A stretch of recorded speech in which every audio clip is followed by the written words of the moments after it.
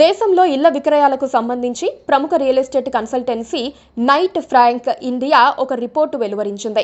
దీని ప్రకారం దేశంలోని టాప్ 8 నగరాల్లో కలిపి 2024 సంవత్సరంలో మొత్తం 3,50,613 ఇళ్లు లేదా ఫ్లాట్లు అమ్ముడయ్యాయని, ఇంకా ఇది 12 సంవత్సరాల గరిష్టమని నైట్ ఫ్రాంక్ వెల్లడించింది.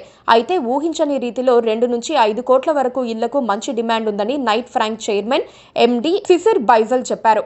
ఢిల్లీ ఎన్సీఆర్లో ఇళ్ల విక్రయాలు 4% తగ్గుముఖం పట్టాయి. ఇదే సమయంలో ముంబైలో 11%, పూణేలో 6%, బెంగళూరులో 2% పెరిగాయి. ఇంకా అహ్మదాబాద్లో 15%, కోల్కతాలో 16%, చెన్నైలో 9% మేర ఇళ్ల విక్రయాలు పెరిగాయి. అయితే ఇల్లు లేదా ఫ్లాట్ల విక్రయాల్లో హైదరాబాద్ నగరం సరికొత్త రికార్డు సృష్టించింది. 2023 సంవత్సరంతో పోలిస్తే 2024లో 36,974 ఇళ్లు అమ్ముడుపోయాయి. మెరుగైన జీవన శైలి కోసం ఆధునిక హంగులతో ఇల్లు కొనేవారి సంఖ్య పెరుగుతుందని నైట్ ఫ్రాంక్ తెలిపింది. అయితే Hyderabad disaster response and asset protection agency HYDRAA చెరువులు, కాలువలు, ఇతర ప్రభుత్వ స్థలాల పరిరక్షణపై దృష్టి సారించడంతో పాటు అక్రమ కట్టడాలపైన కఠిన వైఖరి అవలంబిస్తూ ఉండటంతో గతేడాది కొత్త ప్రాజెక్టుల ప్రారంభం తగ్గిందని చెప్పొచ్చు.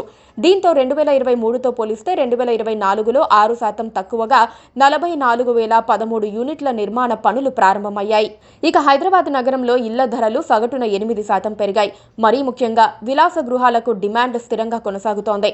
ఎల్బీ నగర్, కోంపల్లి వంటి ప్రాంతాల్లో ప్రీమియం ఇళ్ల నిర్మాణాలు ప్రారంభం కాగా ఇక్కడ కూడా ధరలు పెరిగాయి. ఎల్బీ నగర్లో ఏడాది కాలంలో సగటున 11%, కోంపల్లిలో అయితే 10% వరకు ధరలు పెరిగినట్లు వెల్లడించింది నైట్ ఫ్రాంక్.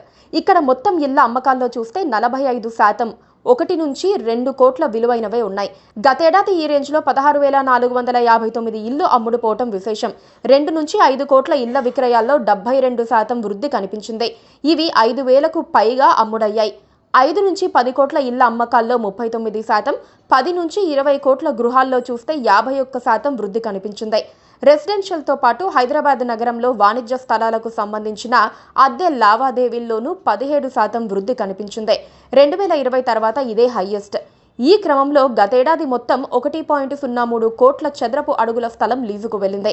ఇంకా ఏడాదిలో మొత్తం 1.56 కోట్ల చదరపు అడుగుల ఆఫీస్ స్పేస్ అందుబాటులోకి వచ్చింది.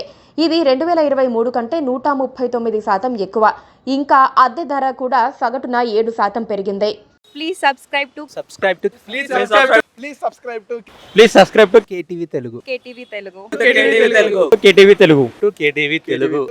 Telugu channel.